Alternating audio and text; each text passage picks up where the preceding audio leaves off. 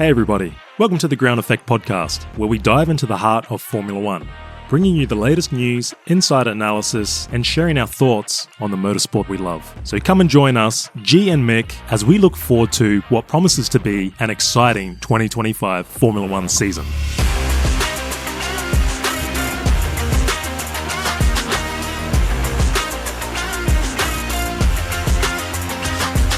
Hey everyone, it's race week and we're back in Miami this week after having a week off. Alongside me, as always, Mick. How's things, mate? Are you looking forward to this weekend? It's time to dust off the Gucci loafers, the white linen shirt, and your pink shorts, baby. We're going to Miami. It's time to party. Excellent, mate. Definitely time to party. I'm sure there'll be lots of liveries that we'll be discussing once they're all launched. There's going to be probably plenty of neon, bit of pink. And speaking of a change of things for Miami, what about that Mercedes merch? What do you think of that? Yeah, nah.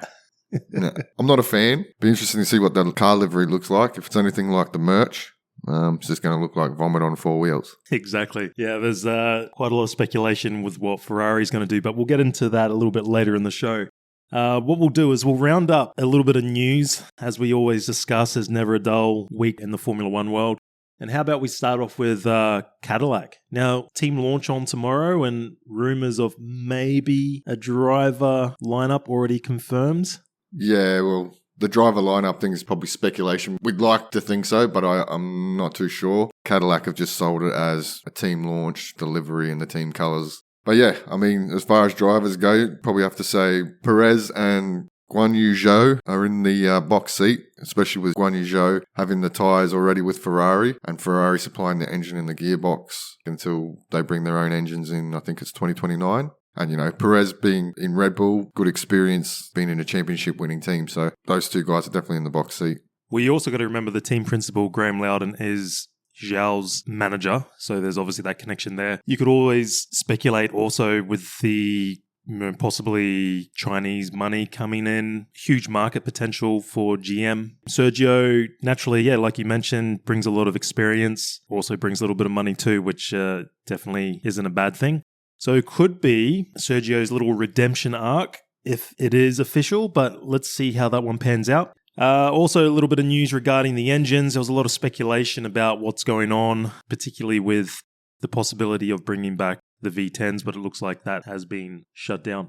All the engine manufacturers, well, the teams, have knocked that one on the head. Teams like Audi that were saying, like for us, that's not really relevant. So they were more, let's keep on the turbo side of things because it's more relevant to our road cars. There was talk about the hybrid split between the internal combustion engine and the battery power being, at the moment, it's 50-50, and they're worried about potentially the cars running out of battery on certain tracks like Monza and Jeddah. So like they would run out of battery power. So, there was talk of maybe like a push to pass button. I think with the whole V10 thing, yes, it would be great. But I think if Formula One wants to stay road relevant, I don't think the V10s are the way to go.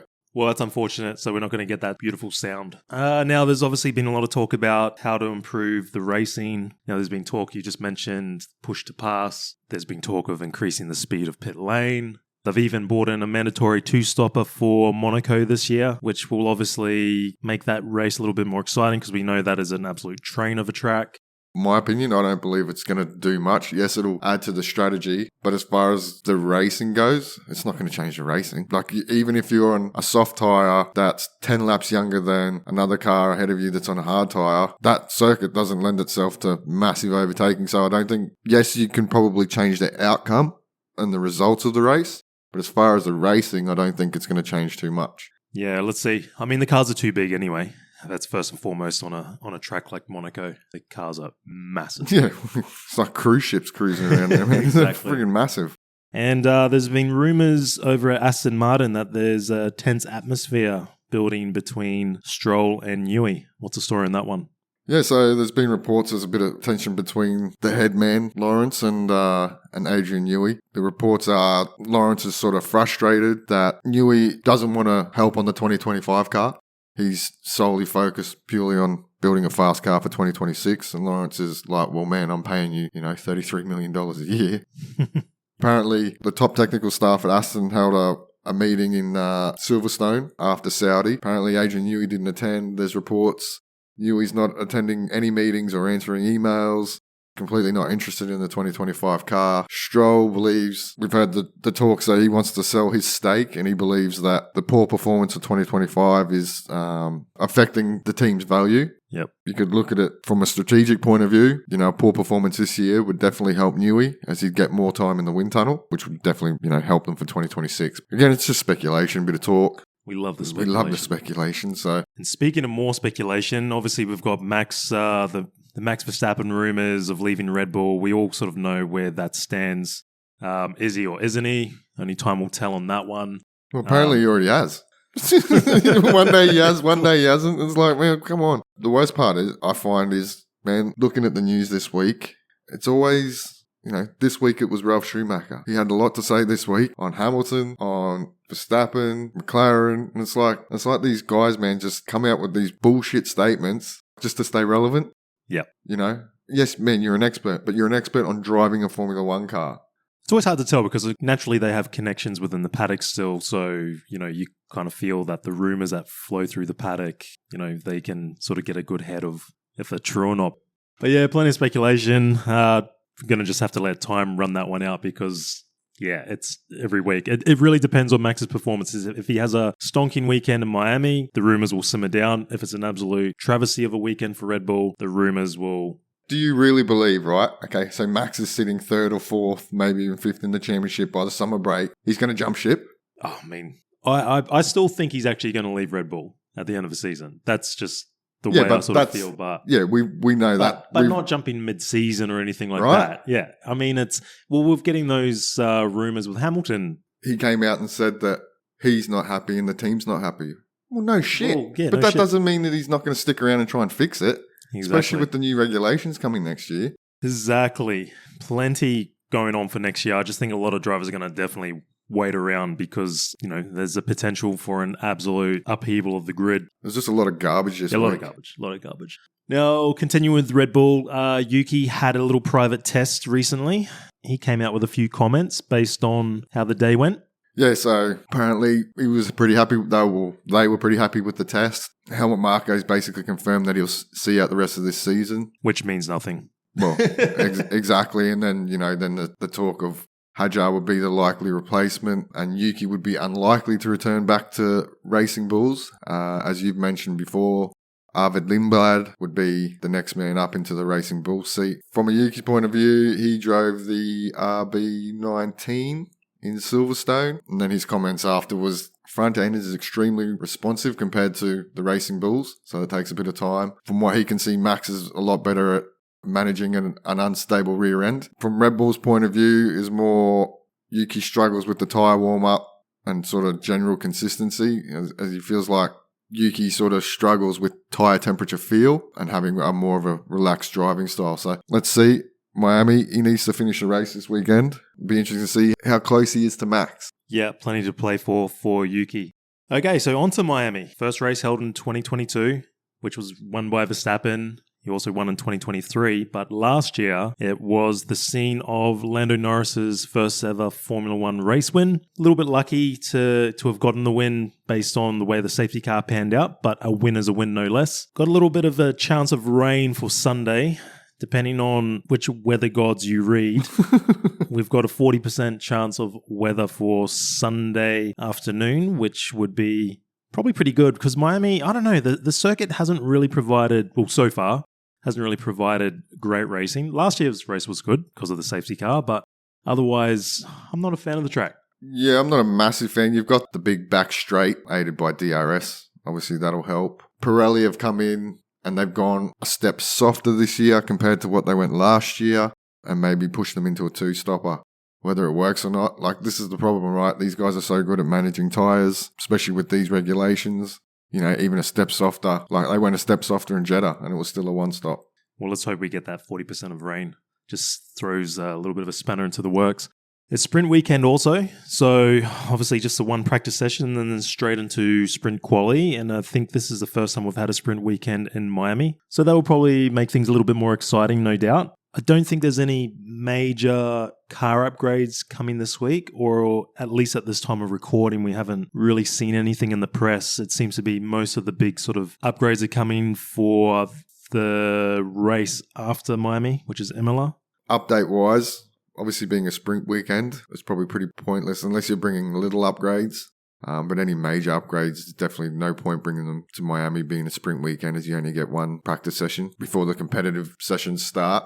So it's a bit hard to fine-tune and get on top of those. We can't really harvest a lot of data. Yeah, exactly. On a 1 hour. It's 1 hour P1, isn't it? Or 1.5 hours. But yeah, just having that one session, definitely not enough time to really go through any sort of development or, I guess, testing programs with new updates. Now, we've got plenty of livery changes anticipated, as we discussed before. Now, there's rumours with Ferrari possibly bringing out a blue car. You seem to think it's going to be more white than red, particularly based on the merchandise they just recently released. No idea, to be fair. Like you said, could be blue, could be white.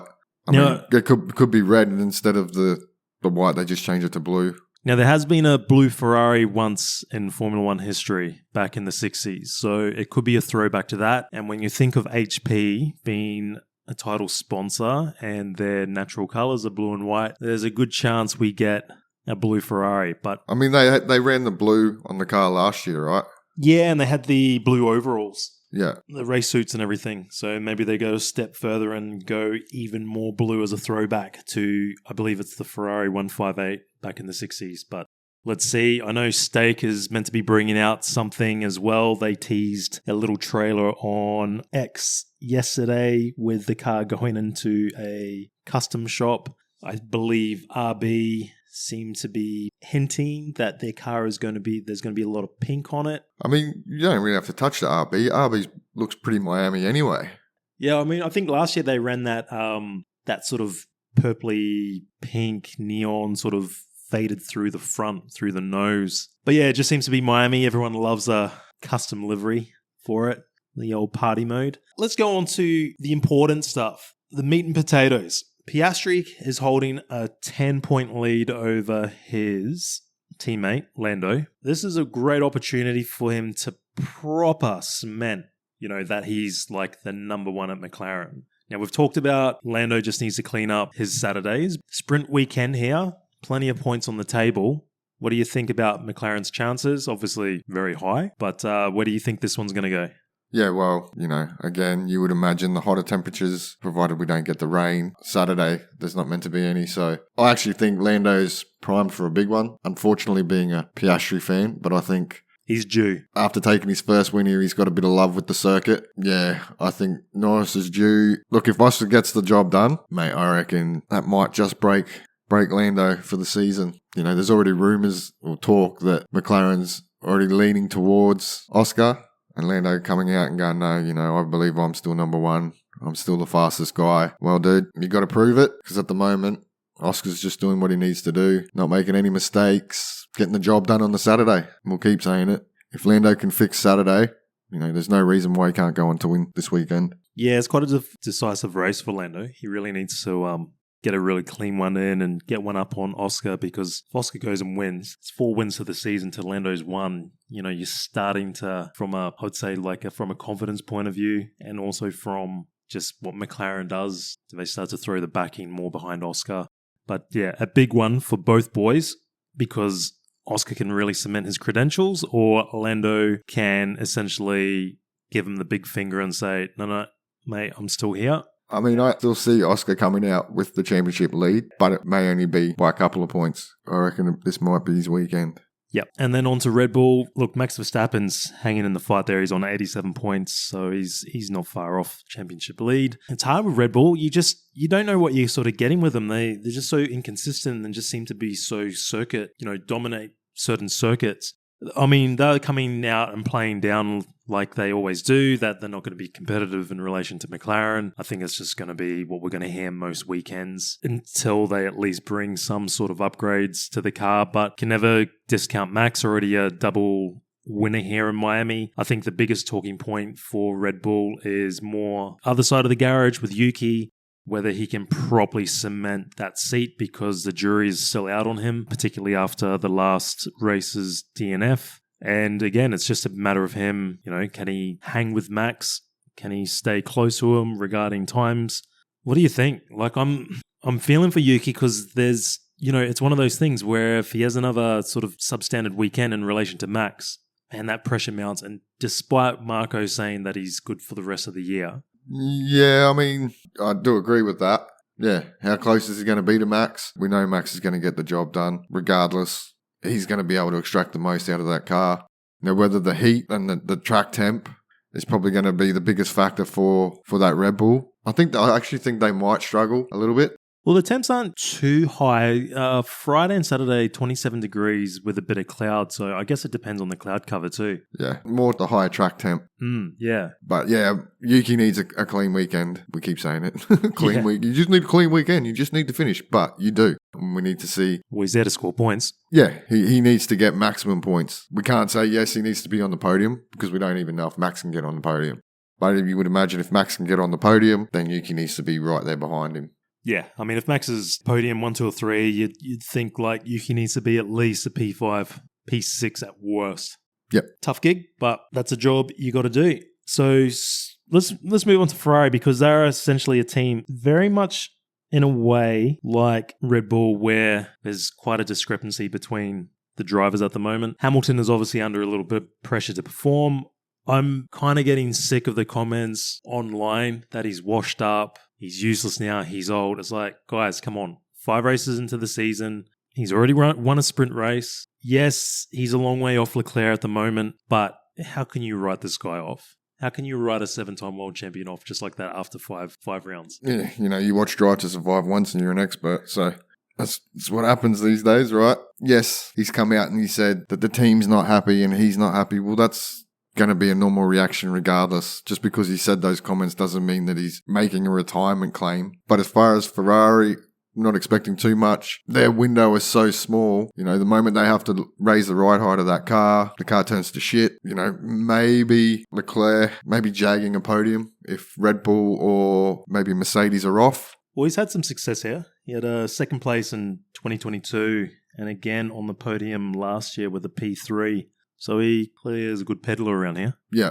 I mean, he could definitely jag a podium. Yeah. Yeah, well, I think Hamilton just needs a little bit more time. I mean, originally, at the start of the season, I always thought he needed around 5 races just to sort of come to grips with the car. We saw how Carlos at Williams had a little bit of trouble with the car and finally had a good result in Jeddah in relation to his teammate Albon. So look, it's not easy just to jump into another car and just be straight up on the pace. And look, Leclerc's world class. Like in my mind, he's one of the fastest drivers out there. He's world champion material. So it's not as though Hamilton is jumped in a car alongside a scrub. No, but at the same time, you got to remember Leclerc's been in that car now for how long? Mate, since the beginning of the new regulations, exactly. Right? So he's been with every evolution of the car. Yep. So he kind of understands the basics of the car and the way the car needs to be driven. Now, they're saying with Hamilton, his sort of driving style is he really hard on and late on the brakes and a real sharp turn in. They say with these... Like the ground effect With the ground effect cars, it's more, I guess they call it like a U shape. You brake a little bit earlier and you roll. Roll with more mid-corner speed, I think they were saying. More mid-corner speed. So I've got a question for you. Where's the line in the sand where you think that Hamilton needs to be competitive to Leclerc? Like, at what point of the season do you go, oh man, this is definitely not working out and we have a Ricciardo situation here? How many more races do you give him? I don't. He's signed for 2 years. You've got new regulations coming next year. He's probably just hanging out for next year. Yeah, but I mean, if he continues the rest of the year being, say, 3-4 tenths off Leclerc, out-qualified, smashing points at the end of the year, the issue that I can see is obviously from the Tifosi point of view, Ferrari, top brass, they paid big money for this guy to come in, and if he hasn't performed for the whole year, where do you go from there? You don't. You go into 2026. You reckon he'll hang around for it, though? Yeah. I actually think he's waiting for 2026. See, I actually think he will retire if he can't get to grips with the car and he gets smashed by Leclerc because, I mean, the knives out in the media and everything will just be horrendous. So I actually think... Yeah, but I mean, they were horrendous at Mercedes. It's different though. You've come into a team... Like, see, the problem with Ferrari is that world champion comes in, like... And there's more pressure since Schumacher did it, where Schumacher's come into Ferrari, took a team that hadn't won a world championship for like over 20 or so years, comes in, they finally get it done. The year 2000, five in a row, I think it was. And then you had Fernando trying to do the same thing, doesn't get it done. Sebastian trying to do the same thing, doesn't get it done. And there was a lot of pressure on that, but I just think but how long did they hang around for? It was more than one season. Yeah, but they weren't getting dominated by their teammate. That's the big thing. I don't think he's going to retire, and I don't think he's going to get the ass or he's going to leave. I think mid 2026. Then because he's going to cop the shit anyway, regardless. Then you get into 2026. If 2026 starts out shit, I think he again. Like you, I think he'd walk away before he got the sack. Well, that's what I think. That's why I think. But I don't think that's going to happen this year. I'm only throwing a hypothetical. If he was to get absolutely dominated by Leclerc for the rest of the year, I think he walks away at the end. Yeah, I don't believe he's going to walk away this year, and I don't believe even if he does get dominated. Let's see. We should put a bet on it. But it depends. I mean, he may grasp the car in a few races' time, and he's up with Leclerc. All this talk that we just said about him possibly leaving at the end of the year or whatever is null and void. Well, look, how many more upgrades are Ferrari going to bring? If those upgrades can't fix the car, then his season's gone to shit anyway because they're going to switch all their focus to 2026. Yeah, true. So 100%. Then you get to a point where it's like, well, just do what I can and hang on to 2026, see if they can give me a winning car. If they can't, then I'll walk away. Yeah, I get it. But my point is, if Leclerc wipes him, then it's I don't think that makes any difference. We could argue this for ages. Anyway, Mick reckons he'll hang. And I reckon he'll go. But that's only based on a hypothetical of if he gets completely dominated by Charles throughout the whole season. Like I said, if he gets a handle of things and he's competitive in relation to Leclerc within a few more races, yeah, this is all null and void. I would like to know what the Tifosi's line in the sand is, because I think at this point right now, I think the criticism is a little bit unfair. Yes, he is a 7-time world champion with plenty of experience, paid big money to be there. Look, we know the cars are... It's not easy just to jump into a different car. For me, I'm going to give him probably another 3 to 5 races where he needs to be at least on par with Leclerc. Otherwise, I think this season is going to be very nasty. So you think he's going to leave summer break? No. I'm just saying he'll stick the whole season out, but I just feel that if he isn't up to par... I don't see him being on the improve massively. I don't think the Ferrari's that great. Unless their major upgrade can fix the problem. Charles can sort of probably extract more out of the car, but so he should. He's been in the team, he's been in the car longer. You would expect that. Yeah, well, that's why I think everything's a bit premature at the moment. But I'm just saying, if he can't close that gap on Charles, it's not looking good. He's going to get absolutely peppered, but I don't think he's going to walk away with the new regulations coming in next year. Let's see how that one goes. Well, let's go with Williams, because again, Williams is a little bit similar to Ferrari in an essence, where they've had a new driver come in and hasn't really set the world on fire straight away. But if you take Jeddah's performance in context, it seems like Carlos has got on top of the car in relation to Albon. But again, there's plenty more races to come. You'd be expecting them to be best of the rest, right? Sort of like they were in Jeddah. Yeah, I mean, they'll be definitely aiming for double points. Yeah, 100%. Double points are a must, and I think they would be expecting that. Anything less than that would be a mega fail. Now, Mercedes. Russell's been a little bit of I wouldn't call him a dark horse. Look, we know what he can do. A few podiums this year already, and he'll be looking to add to that. Kimi's doing a great job as probably one of the top performing rookies out there. What do you see of their chances for this weekend? Yeah, I've got George on the podium this week. Whereabouts? What tier? On the third step. It seems to be the most consistent car. Jeddah was probably their worst race of the season so far, where they probably couldn't extract the maximum. I think that car's really good at the moment. It's probably McLaren and Mercedes are the two best cars on the grid. I reckon Mercedes have a shocker this week just because they've done awful with their merch. The puke mobile? Yeah. It was like, do you remember when they had the white livery in Germany, in Hockenheim? And then the pit crew was dressed up like the olden style. Oh, they had the overall things. Yeah, and it ended up being like one of the worst weekends for them of the season. And I think Toto did come out after that saying, Never doing that again. Not doing that again. We're going to stay serious. We're Mercedes, blah, blah, blah, blah. I don't know. I look at that merch and I'm like, it's vomit. Maybe it's just going to be a vomit weekend. Kind of looks like you've had too many Bacardi breezes on a night out. You've just left it all over the carpet.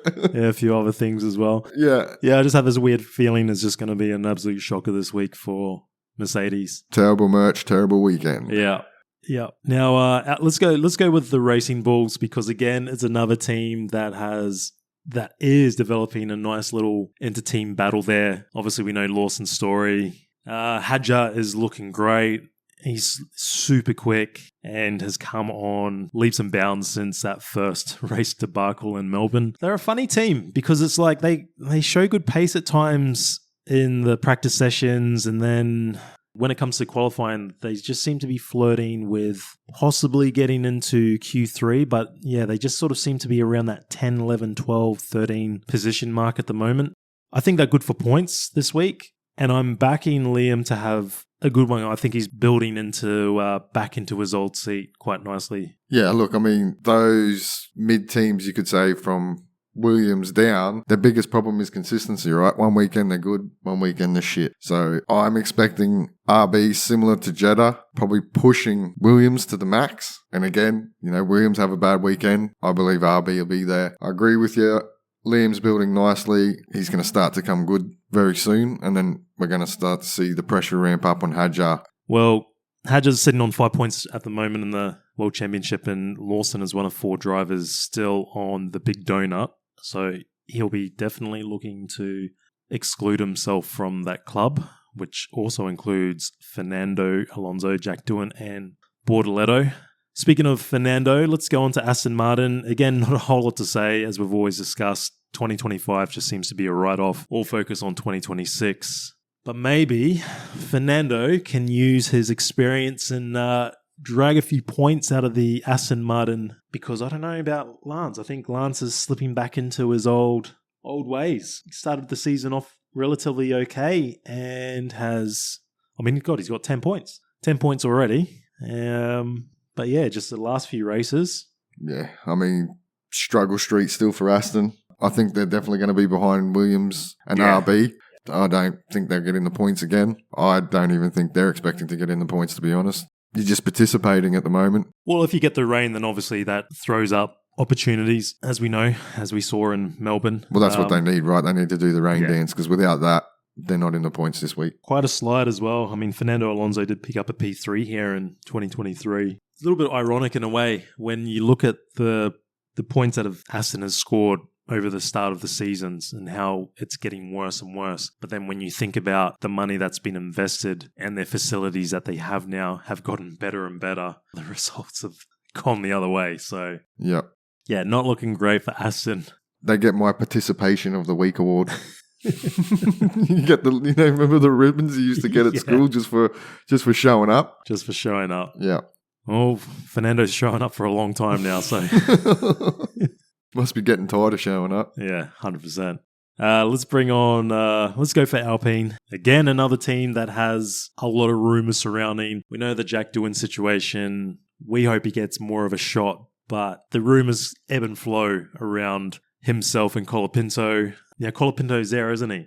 He's there this weekend as the test and reserve driver. There's reports that Colapinto needs to bring more money to get that seat. Doing the rounds in Bahrain that apparently his personal sponsor hasn't paid up. Right now, it's looking good for Jack to hold his seat. Having Colapinto there is definitely going to ramp up that speculation for sure.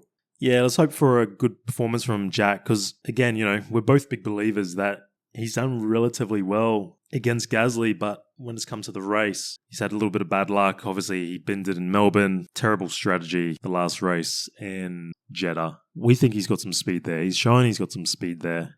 Hopefully he can pick up some points as well and leave the donut club, as I call it. Yeah, I mean, if he could jag a point, man, how much that would help with the rumours just going away, man. Yeah. Even if it's 1 point, it'd be massive for him. But, I mean, they've got potential. I mean, that Alpine is pretty quick. Gasly couldn't really... he did a great job in qualifying last time out in Jeddah. Unfortunately, had the first lap incident with Tsunoda. There's good signs there anyway. That car's got to turn a speed. But again, it's consistency. Yep. And we do it all the time. Lucky last. Oh, actually, no, not quite lucky last. I almost forgot about the local hometown heroes. Haas. Again, another team that should really probably be Ocon and Behrman, both sitting on some pretty good points at the moment. The battle in the midfield's so tight, and all those midfield teams are so inconsistent at the moment, very track dependent. We don't know if they're going to turn up to be good, don't know if they're going to turn up to be shit. You know, Behrman, again, doing a stellar job. Ocon needs another solid weekend and try and get in the points again. Yeah, I mean, Behrman's been doing a great job in relation to Ocon, but it's still quite interesting that Ocon is sitting on 14 points and Behrman's on 6. But yeah, I mean, Haas, they're a funny team, yeah, because out of probably most of the midfields, I know that there's a lot of inconsistency through a lot of those teams, but Haas, when they're on, they're on, and then... When they're on, matching it sort of, they're probably just nipping at the heels of Williams. Yeah. Right? Yep. So they just need to be on all the fucking time. Yeah, definitely. And they'll, let's just say it, kick it to the curb. Well, Bortolotto still has his manager. Alonso hasn't scolded him too much since his little incident in Jeddah. But yeah, there's really hasn't been too much to say about poor old Kick Sauber. Let's just hope their merch and their livery is better than their on-track performance. Well, I mean, Hulkenberg's sitting on 6 points and he picked up a bag. He picked up the bag in Melbourne, didn't he, when it rained? So maybe... That was a long time ago. Yeah, it was a long time ago. Yeah. So maybe, again, if there is rain this weekend, you just can't discount anyone, can you? That's what's going to spice up the grid and the results. Without that, going to be the usual suspects. 100%. Your top 3. Oh, top 3. Dry track, I'm going for Verstappen, Piastri, Norris. And if it's a wet track, I'm going to go a little bit left field and go Leclerc's going to win. Norris second and rounding out the podium, Hamilton. All right. So I'm going to go Norris to get the job done this weekend. Oscar second. Russell to round out my top 3. If it rains, Verstappen, Oscar, and I'll go Hamilton on the podium. Let's do a rain dance, everybody. Well, a little part of me is like, if it rains, I want to see Hulkenberg in P3, just so he gets it. Wouldn't that be nice? That'd be all the Hulk fans. Simply lovely. I'm sure we'll see a lot of cringe from celebrities. Maybe Martin Brundle will probably get ignored from some silly celebrities as well on the grid walk. Looking forward to it. Mick, any final thoughts? Any final words? Hopefully we get a good race. Get a bit of that rain that we're talking about. The grid walk is probably going to be one of the best parts of the weekend. So then we can get some post-race content. Yeah, I guess until then, we'll catch you in the next one. See you all.